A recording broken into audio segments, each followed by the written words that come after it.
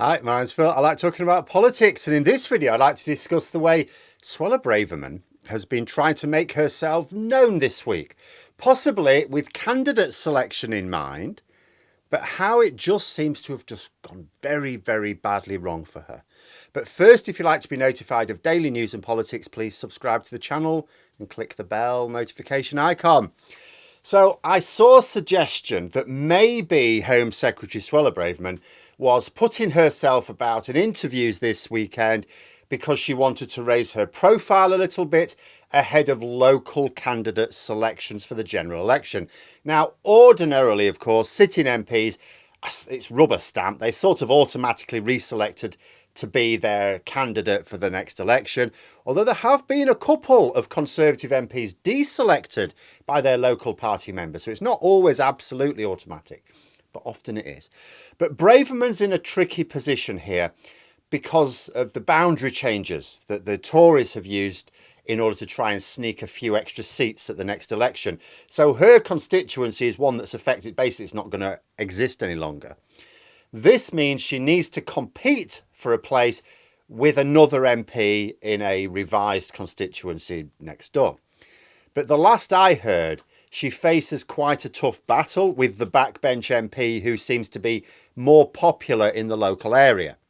If Braverman loses the selection contest, not a disaster for her because the selections are staggered, so she would then go and find another seat in the area where, again, a candidate hasn't been chosen yet. They're not all chosen at the same time, and she'll try there. So she's got options.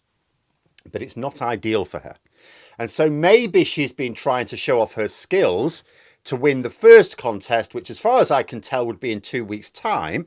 But I did see someone thinking it might be this week, so I'm going to have to keep my eye on that. So anyway, how's it going?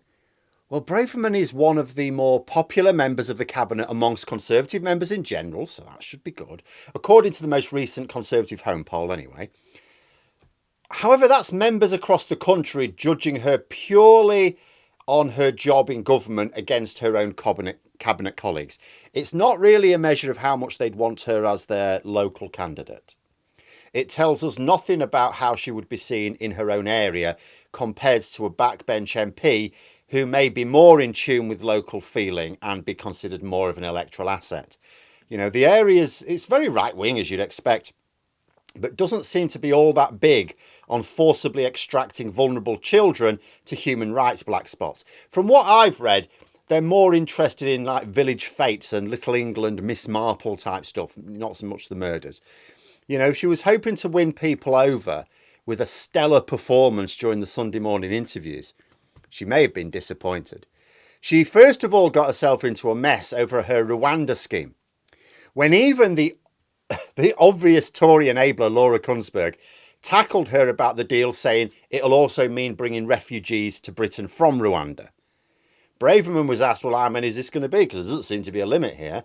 But she didn't answer. She didn't want to talk about it. She kept focusing on the refugees that will be sent to Rwanda. But Kunsberg kept asking, yeah, but that's fine. What about the ones coming back here? How many? She wouldn't discuss, she wouldn't refute the fact of it. She just didn't want to talk about it. Her response was so poorly prepared that even Kunsberg was forced to point out that it will look to viewers like the Home Secretary doesn't want to answer the question. And as this little aspect of the deal with Rwanda doesn't get much coverage, all Braverman did was shine a huge spotlight on the issue, arguably making it seem a bigger issue than it really is because she couldn't, and she clearly didn't want to, respond properly. Then came the issue up with these flights to Rwanda. So now, okay, she won't answer questions about the refugees coming from Rwanda to Britain. So what about the refugees going from Britain to Rwanda? When's that going to take place? During her recent visit to Rwanda, she famously only took with her a few journalists, if we have to call them that, who would sycophantically report what she wanted. So, for example, the public paid for people from GB News to go, even though according to Ofcom, they're not actually a news outlet. But there was no room for the BBC. But the play-acting journalists who did go, they reported that Braverman promised the flights would be taken off this summer. Now, last week, Sunak was asked about this. He said, there's no date given. And they said, hang on a minute, there's these newspaper reports here from the journalists who accompanied Suella Braverman to Rwanda saying she said summer. So now Braverman on Sunday was having to say the same thing. Oh, no, there's no date in mind. So now imagine you're one of the gammons that this Rwanda scheme is intended to persuade to vote themselves into more poverty by sticking with the Tories. So they watch that. And they learn that the scheme involves bringing an unlimited number of refugees back from Rwanda. Who didn't know this? No one said this. I mean, I said it, but they don't listen to me. And you also see that Braverman refuses to talk about it.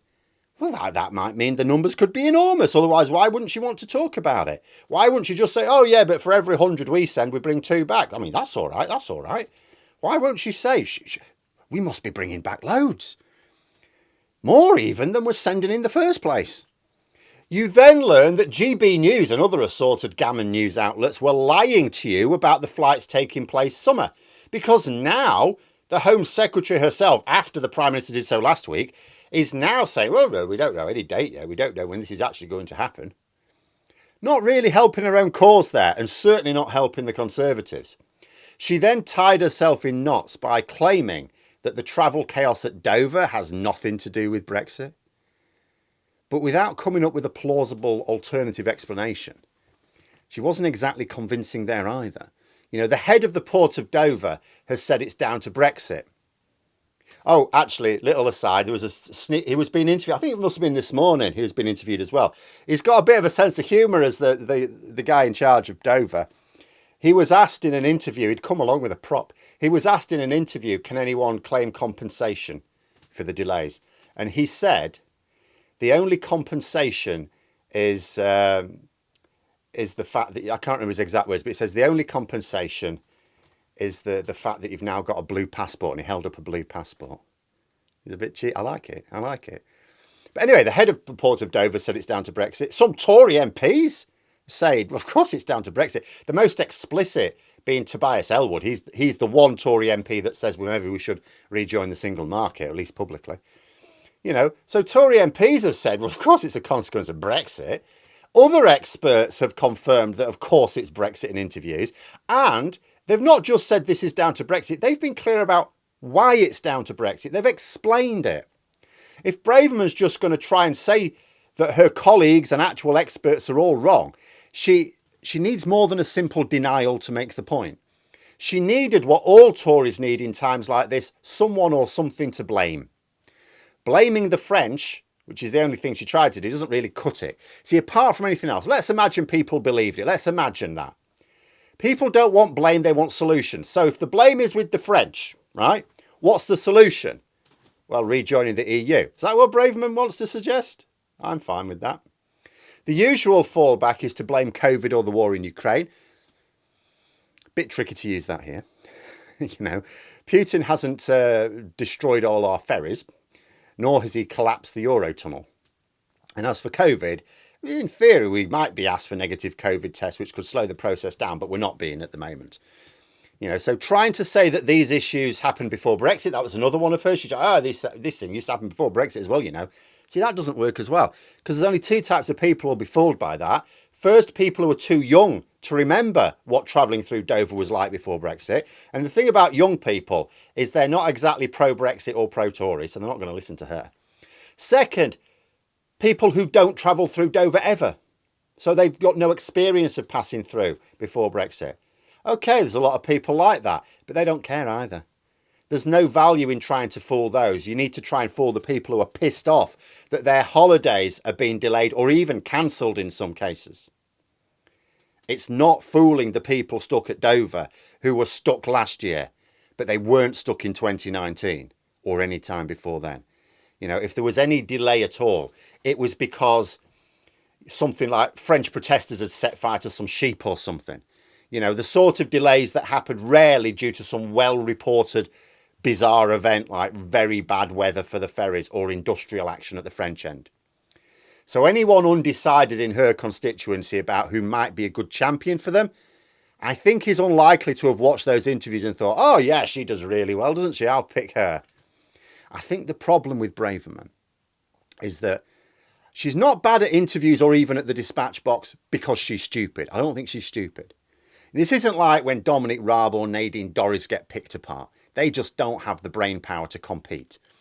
I think Braverman is one of those politicians who falls down because she just exists in her own little fantasy world, driven by an ideology which gets almost exclusive positive reinforcement because they only allow themselves to discuss these matters with like-minded people. So when they're challenged in the House of Commons, they don't care because they simply put down the objections to the political ideology of the other side. Makes it easy to justify not bothering to make arguments if you just dismiss your challenger as ideologically motivated themselves. And you see that. I've seen, Yvette Cooper ripping Braverman apart at the dispatch box. That's what she does. She never tackles the argument. She doesn't have an argument. So she just dismisses Cooper or whoever else is challenging her. Oh, you're just biased. Now, this can work in Parliament. Absolutely. As long as your own side stick by, of course it can. But it runs into problems on the rarer occasions when you have to unleash yourself onto an unsuspecting public. So poorly practiced are people like Braverman because they keep retreating to their echo chamber that when they do face even the slightest challenge from a quarter they cannot dismiss as being politically motivated, like the public, they fall apart. She can't respond to challenge because she's never gone through her own argument. She's never confronted its weaknesses and planned how she's going to argue her case when someone points at them. And then, as if Sunday wasn't bad enough, today we've got the news that Braverman seemed to be claiming really very large sums of money for household expenses for a home she uses rent-free. It belongs to her parents. There's no suggestion that she's misclaimed. There's no suggestion any rules have been broken. But even some Tories are reported to have said, well, this sounds like an awful lot she's claiming. Basically an average of $5,000 a year to run a house she doesn't pay rent on. That is an awful lot of energy and water she's getting through. It's not really a good look at any time, really, but definitely a very bad look when you've got a cost of living crisis and you're forcing others to turn off their electricity due to high costs. Imagine telling someone in an ordinary household, in the red wall, your target voters, you tell them that Braverman is charging the taxpayer and at £5,000 a year for utilities on a second home. It's not rent. It's rent-free. It's a parent's house. They let her use it rent-free. That's just the utility bills. That's it. £5,000 a year. See if they think that is the action of a senior member of a government of the people. If this was Braverman actually putting effort into getting people to see her as an effective politician, I think she's in trouble. This was the sort of performance that turns a safe seat into a marginal.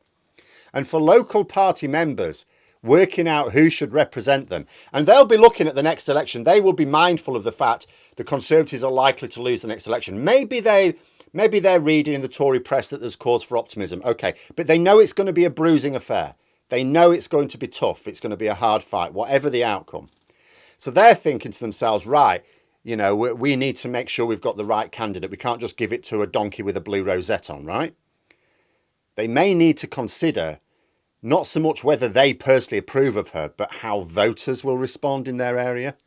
See, right now, local Conservative candidates are, for the second year in a row, trying to disguise their links with the National Party. For the local elections, local people who are hoping to become Conservative councillors. Just like last year, there's an awful lot of not including pictures of the Prime Minister on the front or using green rather than blue as the colour for the leaflets.